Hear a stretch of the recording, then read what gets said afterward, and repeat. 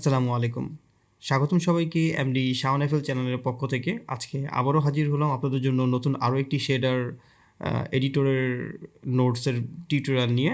তো এর আগের দুই পর্বে আমরা আলোচনা করেছিলাম আমাদের ব্লেন্ডারের যেই ডিফিউজ এবং গ্লোসি এই দুই ধরনের শেডার, এবং সাথে আমরা মিক্স শেডার নিয়েও কিছুক্ষণ আলোচনা করেছিলাম। তো আমি চেষ্টা করব যে ব্লেন্ডারের যে শেডিংয়ের যে বিষয়গুলো আছে এবং যতগুলো বেসিক লেভেলের শেডারগুলো আছে সেগুলোকে আমি আপনাদের সাথে সহজভাবে তুলে ধরার চেষ্টা করব।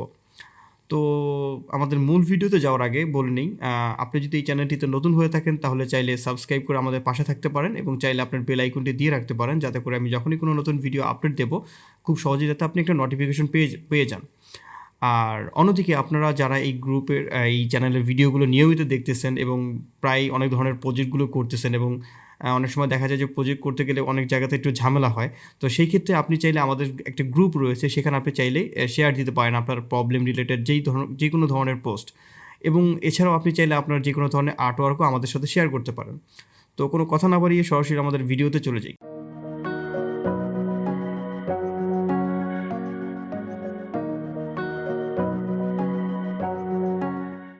এর আগের যেই পর্বে আমরা ব্লেন্ডারের যেই শেডার এডিটর বা আমাদের যেই শেডিংগুলো আমরা প্র্যাকটিস করেছিলাম, সেটা হলো আমাদের নিজস্ব একটা একদম বাজে টাইপের কি বলবো একটা ম্যাটেরিয়াল বল বানায় সেটাকে আমরা নিজেদের মতো করে আমরা শেডিং করে রাখি প্র্যাকটিস করছি। তো আজকে আমি একটু ঘাটাঘাটি করে দেখলাম যে ব্লেন্ডারের এই ম্যাটেরিয়াল বলটা আমি পেয়ে গেছি।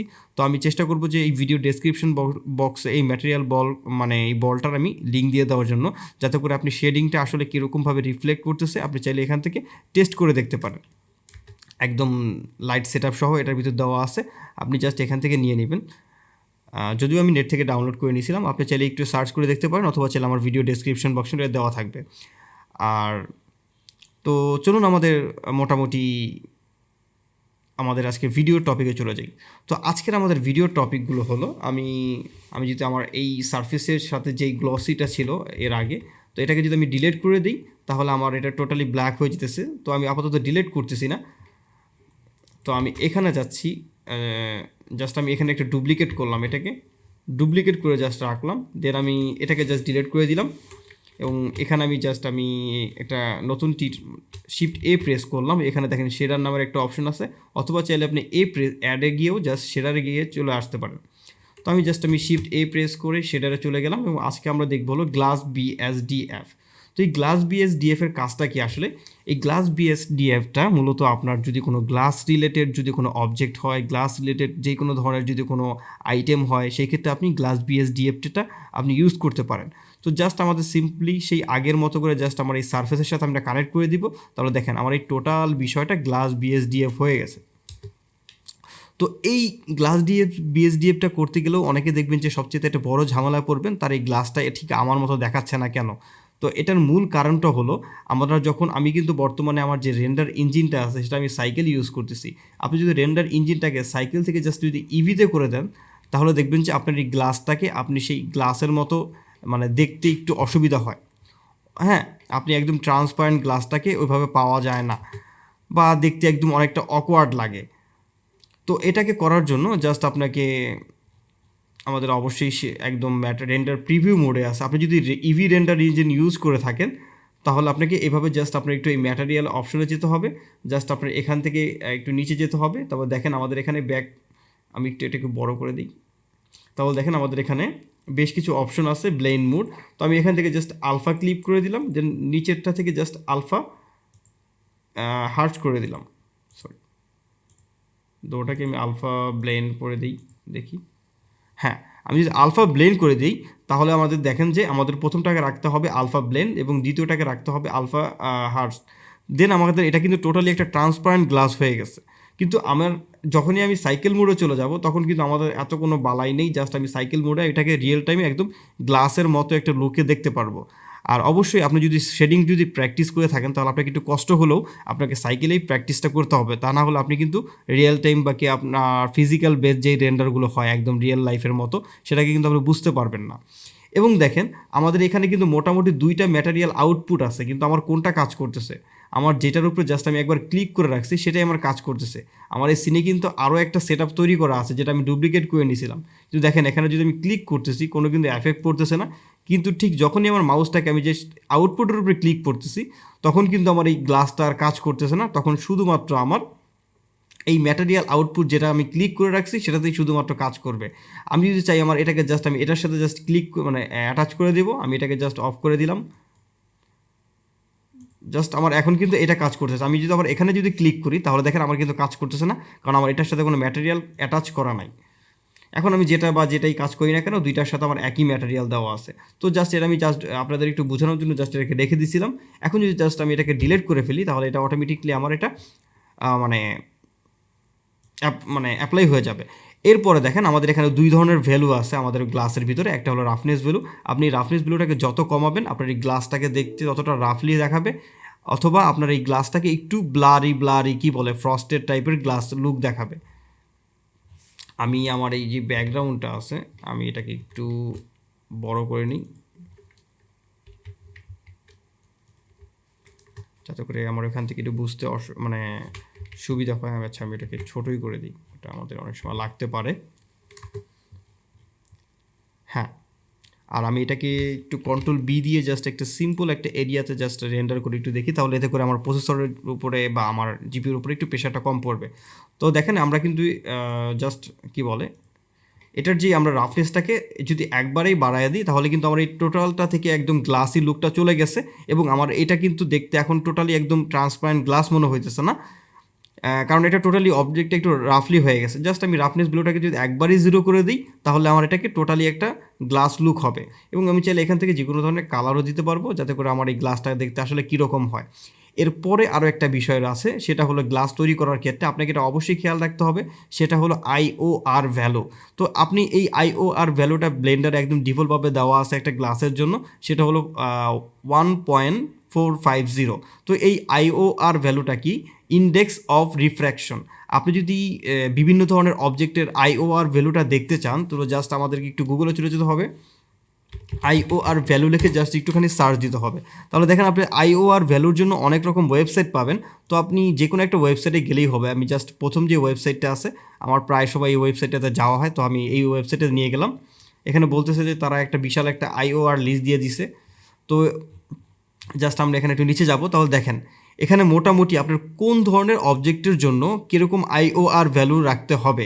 কারণ আমরা অনেক সময় দেখা যায় যে কখনো যদি কোনো একটা লিকুইড তৈরি করি বা কোনো একটা গাছ কী বলে একটা মিল্ক টাইপের কোনো কিছু যদি তৈরি করি, দেখেন মিল্কের IOR ভ্যালুটা কত, কোনো তরল টাইপের যে কোনো ধরনের বিষয়ের যে IOR ভ্যালুটা আছে, আমি যদি এটাকে কপি করে নিই তাহলে একটা মিল্কি লুক এখানে চলে আসবে। যদিও এটা আমাদের সিন বেসিসে একটু এদিক সেদিক হবে, আমি যদি অন্যভাবেও যদি আমি একটু আমাদের IOR ভ্যালুটা নিয়ে একটু খেলা করি তাহলে দেখেন আপনি দেখতে পারবেন, দেখেন একদম IOR ভ্যালুটা 0 করে দিলে কি হইতেছে। আমি যদি একটুখানি এটাকে স্লাইড করে জাস্ট একটু বাড়াই তাহলে আপনি বুঝতে পারতেছেন এটাকে কীভাবে আপনার IOR ভ্যালুটাকে এটার ভিতরে রিফ্লেক্ট করতেছে। তো আমি জাস্ট আমাদের যে ডিফল্ট ভ্যালু আছে 1.550 আমি এটাকে রেখে দিলাম। তো আমি IORটাকে আরেকটু বোঝানোর জন্য আমি সাইডে আরও একটা UV স্পেয়ার নিতে পারি।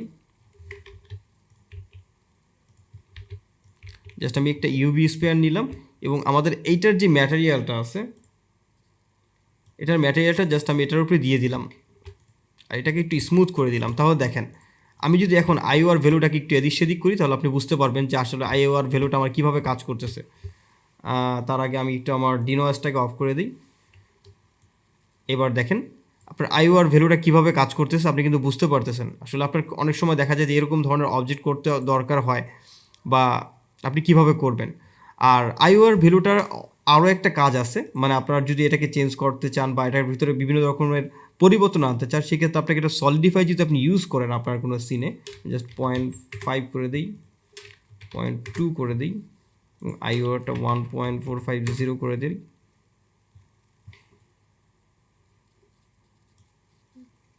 দেখেন আমাদের এখান থেকে মোটামুটি আমরা কিছু চেঞ্জ দেখতে পারবো একটু পরে।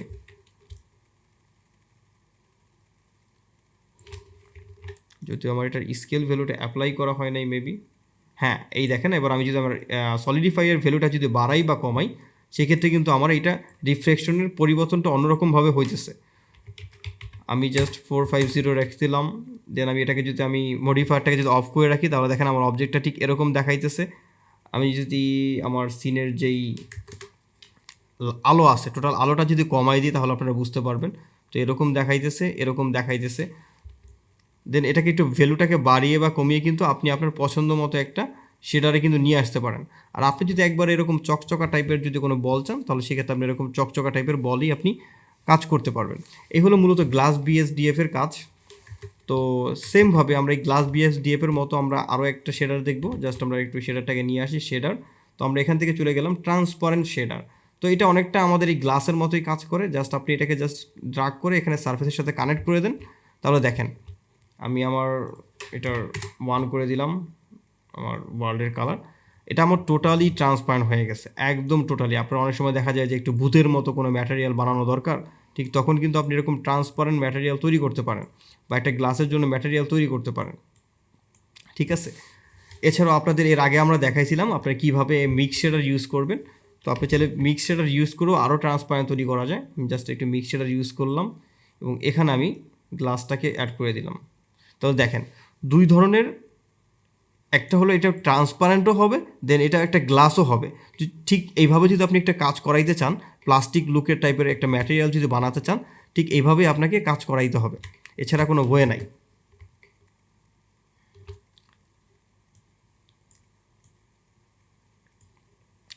দেন আপনি যদি এটার কালারটা যদি এটার ভিতরে দিয়ে দেন তাহলে দেখেন ওই টোটাল কালারটা এখানে আউটপুট আসতেছে। অথবা আপনি যদি এটাকে সাদা কোনো কালারে রাখেন বা অন্য কোনো কালারে যদি রাখেন তাহলে দুইটা কালার ওইভাবে মিক্স হয়ে একটা অন্যরকম একটা শেডিং কিন্তু তৈরি করতেছে। আর আমি যদি আমার গ্লাস ভ্যালুটাকে যদি আবার আগের জায়গায় যদি ফেরত নিয়ে আসি তাহলে দেখেন আমার গ্লাসটা দেখতে এরকম হইতেছে, একদম টোটালি ট্রান্সপারেন্ট না, একটু অন্যরকম লাগতেছে। তো আপনি এই আইওআর ভ্যালুটা কিন্তু অনেক কিছু আপনার নির্ভর করতেছে, আপনার লাইটের সাথে রিয়েক্ট করতেছে, আপনার আইওআরটা আসলে কীভাবে কাজ করবে। তো এই দুইটাকে আমরা আপাতত দেখলাম। এর পাশাপাশি আমরা আজকে আরও কয়েকটা শেডার নিয়ে একটু আলোচনা করতে পারি।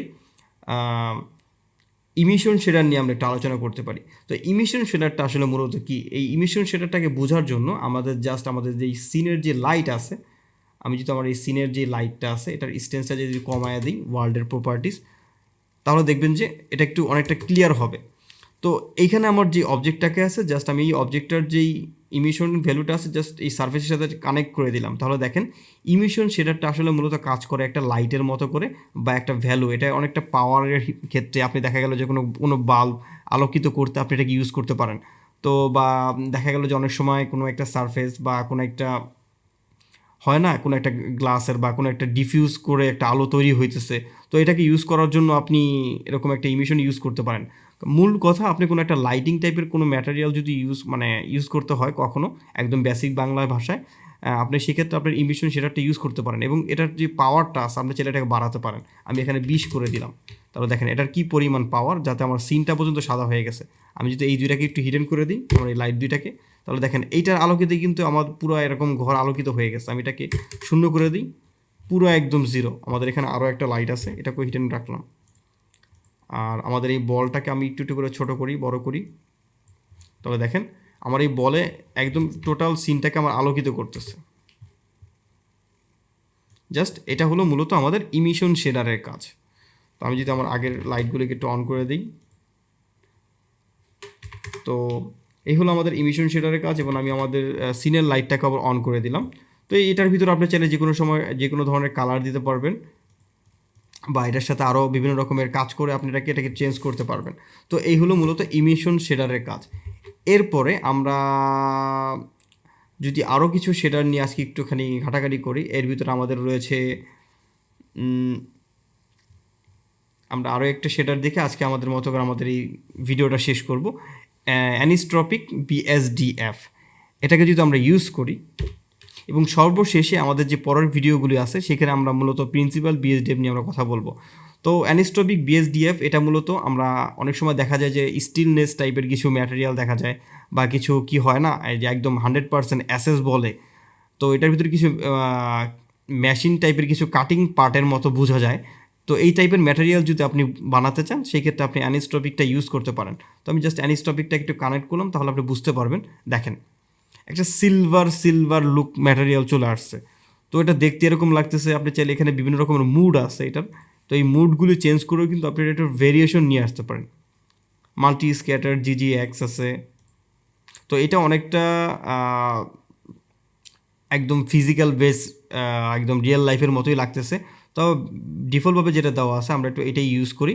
দেন এখানে দেখেন এটার যে ভ্যালুটা আছে, এটা ভ্যালুটা ঠিক মূলত কতটুকু হবে, অনেকটা রাফনেসের মতো কাজ করতেছে দেখেন। ঠিক এটা দেখতে আসলে কীরকম হবে। দেন আমি এটাকে একটু 0.5 যদি করে দিই এবং এটাকে যদি আমি একটু রাফনেস ভ্যালুটাকে কমাই, তাহলে দেখেন অনেকটা আমার ওই গ্লোসি ম্যাটেরিয়াল বা মেটালের মতোই লাগতেছে। আর এটাকে যদি একদম কমায় দিই সেক্ষেত্রে কিন্তু আরেক রকম লাগতেছে। দেখছেন একটা ম্যাটেরিয়াল একটা লুক চলে আসছে, মানে একদম টোটালি মনে হতেছে যেন এটা মেটালের। আমি যদি এটাকে একটু বাড়ায় দিই এবং দেখেন এটার উপরের দিকে আমাদের এরকম একটা সার্কেল বা কোনো একটা পয়েন্ট আমরা দেখতে পাইতেছি। তো এখানে একটা রোটেশন নামের একটা বিষয় আছে। তো আপনি চাইলে এই রোটেশনটাকেও এটাকে একটু এদিক সেদিক করে নিতে পারবেন, বা আসলে আপনার লাইটটাকে কীভাবে সে বাউন্স করবে বা কীভাবে সে ঘোরাবে। অনেক সময় হয় না আমাদের, আমরা যদি সাইডে অন্য কোনো একটা মানে কি বলে, এখানে আমি এটা নতুন একটা প্লেন নিতেছি, একটা প্লেন নেই আমাদের এই সিনের ভিতরে, এবং দেন আমি এটাকে একটু উপরের দিকে উঠালাম। দেন আমি এইটার যে ম্যাটেরিয়ালটা আছে, এটার ম্যাটেরিয়ালটা জাস্ট আমার এই প্লেনের সাথে দিয়ে দিলাম। তাহলে এইবার দেখেন আপনারা কিন্তু অনেকটা বুঝতে পারতেছেন। আমি যদি এটাকে একটু কয়েকটা লুপ কাট দিই এবং এটাকে ধরে ধরে ধরে দেখেন, এইবার যদি আমি এটাকে রোটেশন করি তাহলে আপনারা বুঝতে পারবেন যে আসলে এটার ভিতরে কীভাবে কাজ হয়েছে। অনেক সময় একদম কিছু স্টেনলেস টাইপের বিষয় অনেক দূর থেকে দেখতে কিন্তু এরকম কিছু শেডিংয়ের মতো দেখা যায়। তো আমি অ্যানিসোট্রপিকটা একটু কমায় দিতেছি। তো এরপর আমরা যখন কোনো রিয়েল লাইফের কোনো প্রজেক্টে কাজ করব তখন আমাদের এই বিষয়টা আরও অনেকটা ক্লিয়ার হয়ে যাবে। আর এখানে থেকে আপনি জাস্ট এই রোটেশনটাকে বাড়িয়ে বা কমিয়ে আপনি আপনার মতো কাজ করতে পারেন। আর এখানে দেখেন আমাদের ম্যাটেরিয়ালের প্রিভিউ করার জন্য আরও একটা অপশন আছে আমাদের এই ম্যাটেরিয়াল থেকে। আপনি চাইলে এখান থেকেও দেখতে পারেন, অথবা চাইলে আমাদের মতো এরকম একটা বল তৈরি করেও দেখতে পারেন। আর আমি বলটার লিঙ্ক অবশ্যই আমি ভিডিও ডিসক্রিপশনে দিয়ে দেওয়ার চেষ্টা করব, যারা যারা এটা ডাউনলোড করে নেবেন। আশা করি আপনি আপনার প্রজেক্টের জন্য আপনি ইউজ করতে পারবেন। তো আজকে মোটামুটি আমাদের যেই কয়টা বিষয় দেখলাম, আমি যদি আরেকবার একটু এখানে নিয়ে আসি, আমরা আজকে দেখলাম গ্লাস, দেন আজকে আমরা দেখেছি ট্রান্সপারেন্ট, দেন আজকে আমরা দেখলাম ইমিশন, দেন আজকে আমরা দেখলাম সেটার থেকে